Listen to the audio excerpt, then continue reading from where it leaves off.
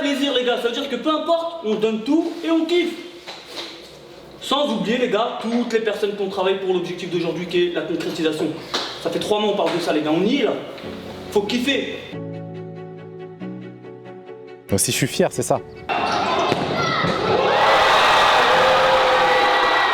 Encore une fois, tu fais une défaite, mais tu sais que tu as ta place dans ce championnat.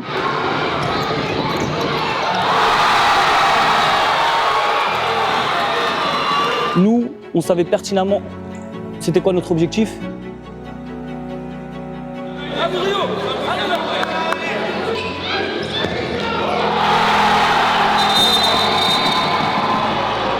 Déjà, être en D2, je trouve ça incroyable pour un club qui est né il y a 2 ans. Et du coup, Imed et Bokar, ils sont venus voir avec un projet.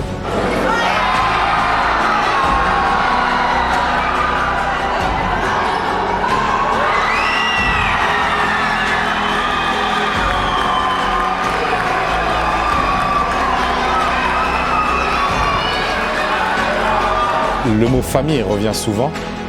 Et effectivement, je pense que c'est un mot qui prend tout son sens. Et c'est d'ailleurs dans le slogan d'Orléans Futsal, un engagement, une famille, une passion.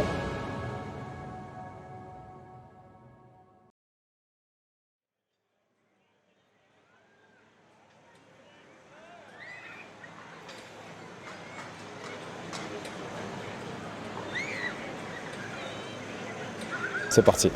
Donc là, à l'heure actuelle, là où on se trouve, c'est une place historique et mythique du quartier de l'Argonne, là où j'ai grandi, où j'y habite encore. Et ça nous a paru logique.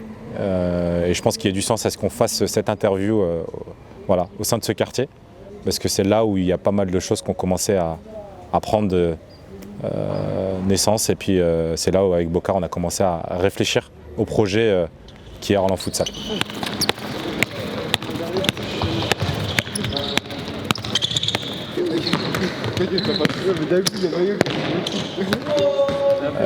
Si je dois faire l'historique pour vous raconter un peu la naissance de ce projet futsal, il y a maintenant presque un peu plus de 10 ans, on était, enfin moi j'y étais pas, mais en tout cas petit clin d'œil à Quentin et Bokar qui étaient présents aussi. On était à Ingré. Ensuite c'est passé à Saran, l'USM Saran. Ensuite on est passé au FC Océan-de-la-Ruelle pendant 6 longues et belles années. Ensuite le projet est revenu sur Orléans et on a opté pour le choix d'Escale, Orléans. Et c'est qu'en 2022, avec Bokar, on s'est dit, je pense que c'est l'occasion de créer un projet 100% futsal. Parce qu'à travers toutes ces belles longues années, je pense qu'on a compris un peu l'envers du décor et on a vécu pas mal de hauts et de bas. Et on s'est dit, je pense que ce projet-là mérite un projet 100% futsal et de se lancer pleinement dans une aventure voilà, qui le mérite aujourd'hui.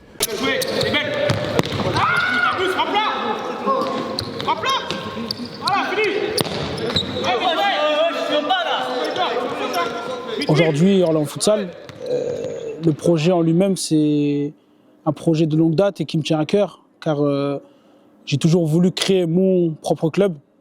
Du coup, le projet, c'est de pouvoir créer ce club et qui puisse faire vivre le futsal à tout le monde et le faire découvrir avant tout, dès le plus jeune âge. Donc c'est pour ça qu'on souhaite créer une école de futsal sur tout Orléans et qu'on puisse fonctionner comme un club foot extérieur en type futsal.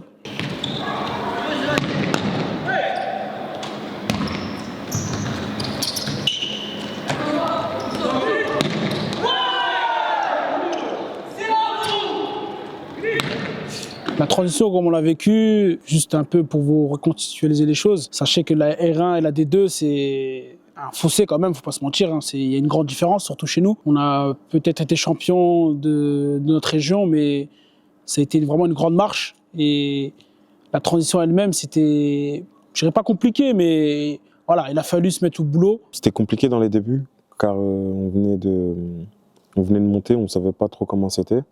Du coup, moi, j'étais blessé, ça veut dire les premiers matchs, j'ai pas joué. Ça veut dire je regardais mes copains dans les tribunes.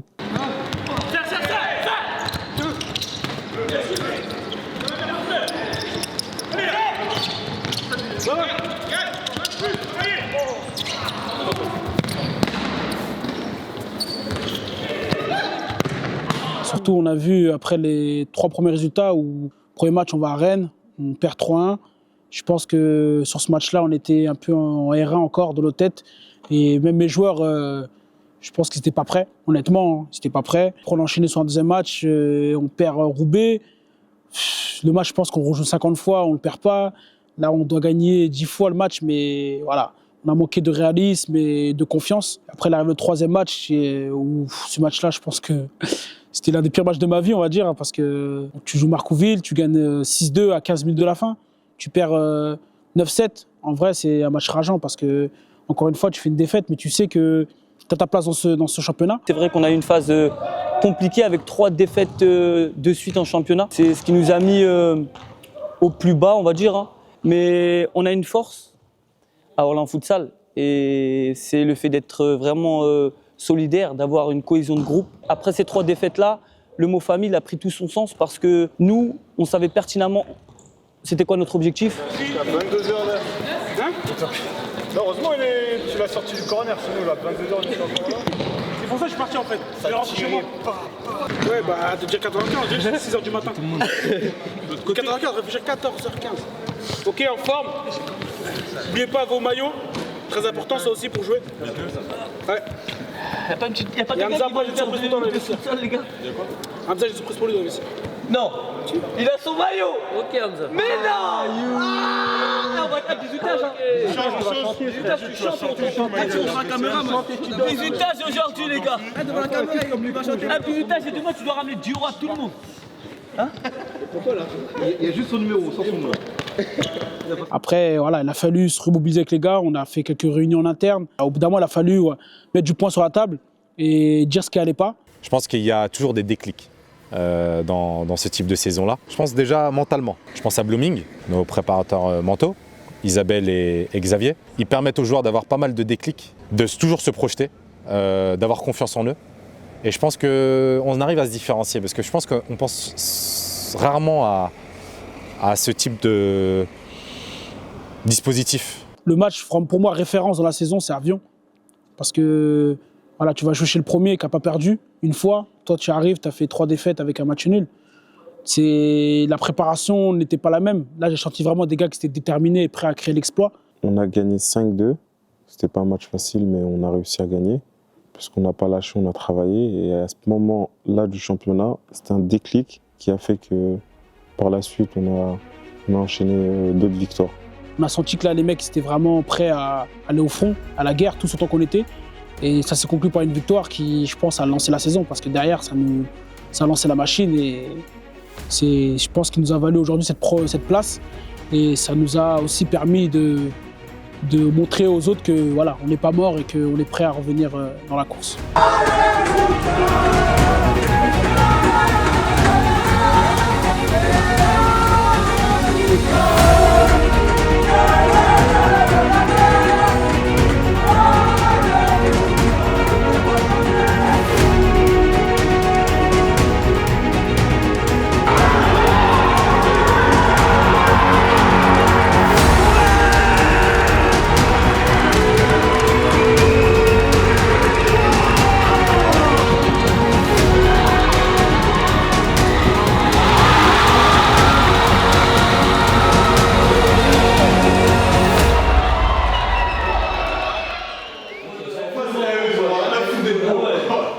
Et ça, pourquoi ils sont là? Après, ça date, ils étaient là bien avant nous. Comme en déplacement. C'est ça. On se professionnalise. Exactement. C'est bien. C'est ce que je disais. Ça passe ça pour la jambe droite? Alors, dans ces cas-là, mets pas de crème, sinon le strap va pas accrocher. T'as besoin de quoi dessus? Je me revois encore prendre la route pour le match de Rennes, il me semble que c'était le premier. Et une grande fierté auprès que ce soit pour les joueurs que pour le staff, de voir le premier match et le dernier au Palais des Sports. Donc un grand sentiment de fierté. Que dire? C'est magnifique. Vraiment, c'est magnifique de pouvoir jouer dans une salle aussi gigantesque parce qu'en vrai de vrai, on n'a pas l'habitude. Hein. Comme je disais tout à l'heure, on est passé du gymnase Romain Rolland au Palais des Sports. Et on n'oublie pas d'où on vient, mais on prend aussi ce qu'on a engendré, ce qu'on a construit. Le Palais des Sports, c'est un lieu, je pense, mythique et historique de la ville d'Orléans. Moi, c'est un lieu, quand j'étais petit et étant gamin, c'est un lieu que j'ai toujours rêvé de visiter et au moins, ne serait-ce que de participer à un match. Mais on avait un peu ce sentiment, souvent, est-ce que c'était un endroit qui nous est destiné, un endroit qui nous permettrait peut-être un jour de vivre un événement ou un match? Un honneur, une joie inexplicable, parce que jouer, comme j'ai dit, devant sa famille, ses amis, ses proches, c'est voilà, sa ville, carrément, hein, parce que voilà, pour la plupart des joueurs, on est issus de la ville d'Orléans, ou du moins des alentours, et du coup, c'est une réelle fierté.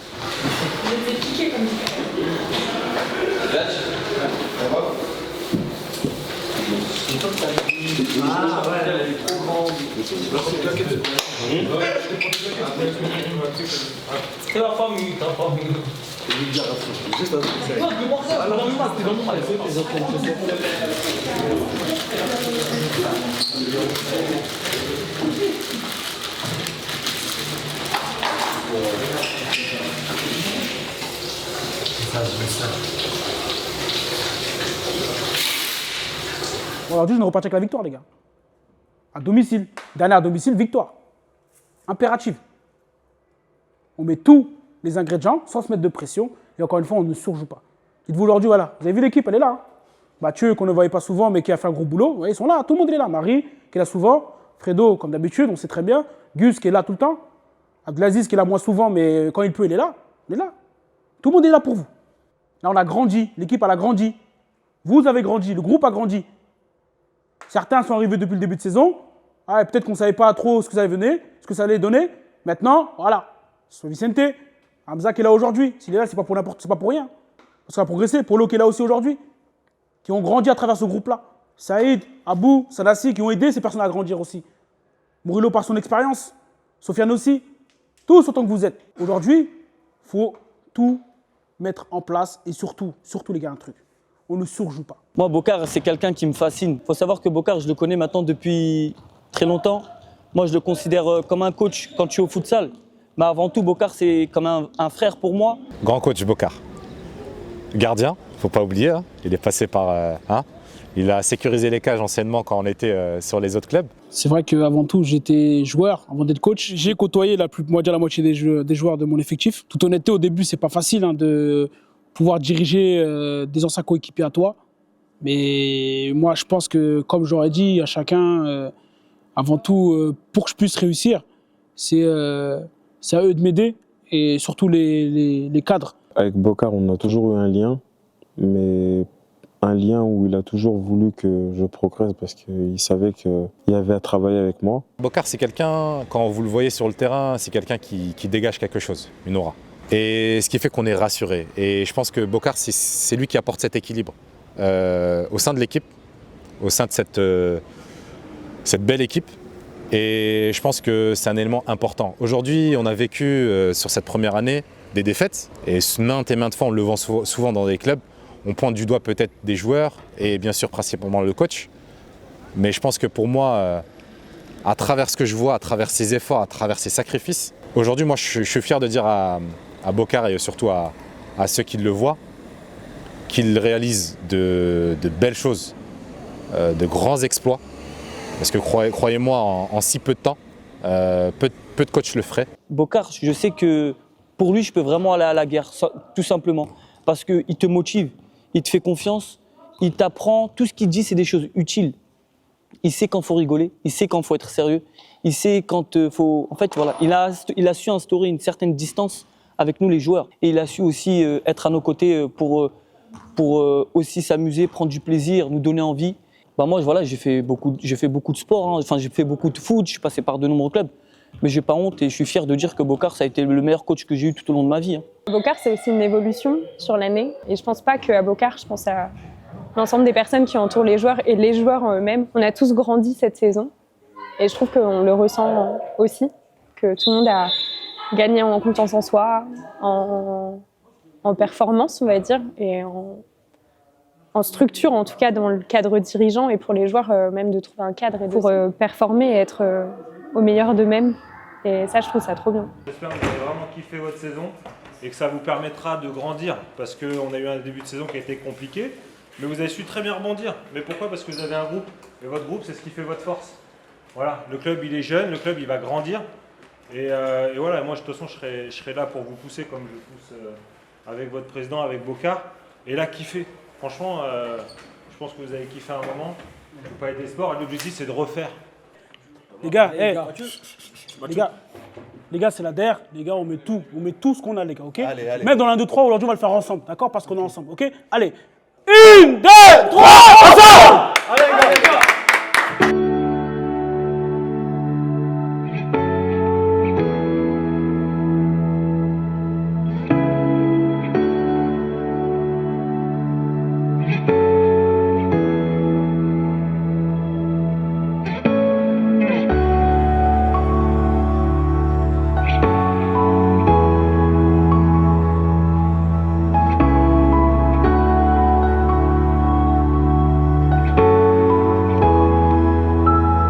Nous, on a fait en sorte de jouer avec le cœur. Vraiment, quand on est sur le parquet, on essaye de rendre cette gratitude, que ce soit au public ou aux personnes qui nous entourent et qui nous font confiance parce que, voilà, ils viennent, c'est la ville quand même.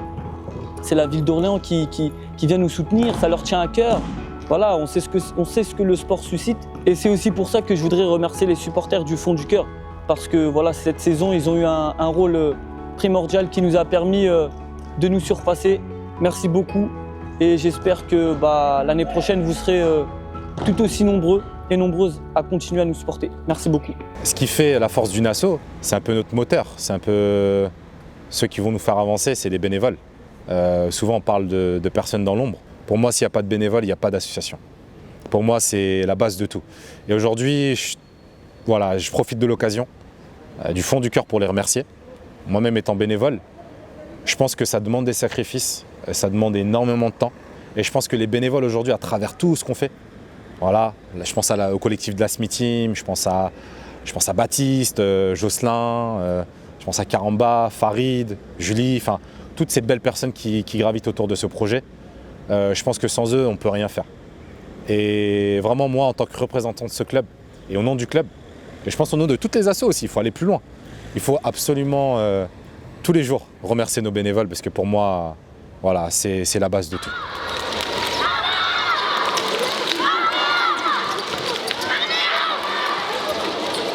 Effectivement, je pense que le sentiment qui nous traverse avec tous les acteurs qui gravitent autour de ce club, je pense aux partenaires, je pense aux bénévoles, aux dirigeants, aux salariés, aux joueurs, à tous les coachs, les mamans, les papas, les petits jeunes de l'école de futsal. Le mot famille revient souvent et effectivement, je pense que c'est un mot qui prend tout son sens. Et on a l'impression en fait que toutes les personnes qui gravitent autour de nous, et on le ressent en fait, en tout cas dans tout ce qui se dégage d'eux, qui sont extrêmement fiers de ce qu'on fait. C'est ce qui nous pousse encore à être meilleurs. Ce qui fait que ce sentiment de fierté aussi, on se dit on porte des quartiers. Voilà, je pense au quartier de l'Argonne, je pense au quartier de la Source, je pense à tous les quartiers aussi qui avoisinent les villes comme Fleury ou Saint-Jean-de-Bray. En fait, on a cette impression que c'est un club qui nous appartient à nous, mais qui leur appartient aussi. Et ça, pour moi, c'est important. Et on vous remercie énormément pour tout ce que vous faites pour nous. Et aujourd'hui, je pense qu'on peut être extrêmement fiers parce que je pense qu'on fait aussi avancer des vies, on fait avancer des personnes.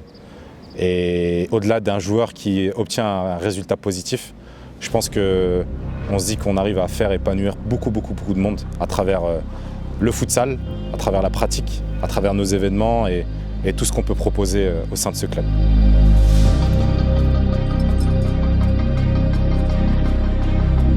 On est un peu sur notre chemin de lumière et on avance et ça va aller.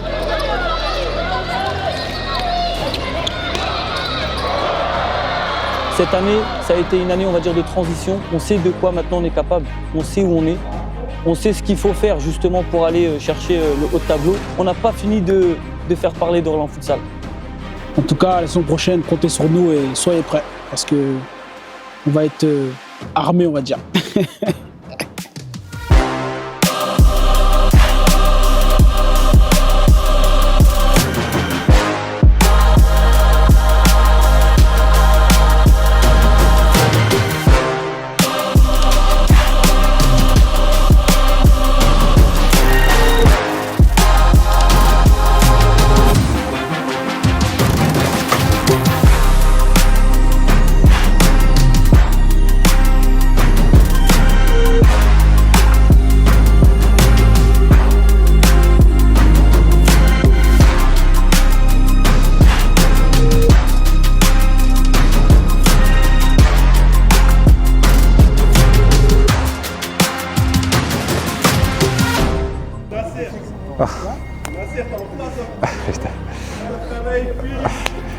Moussa, tu peux venir dire bonjour, comme ça moi tu parles.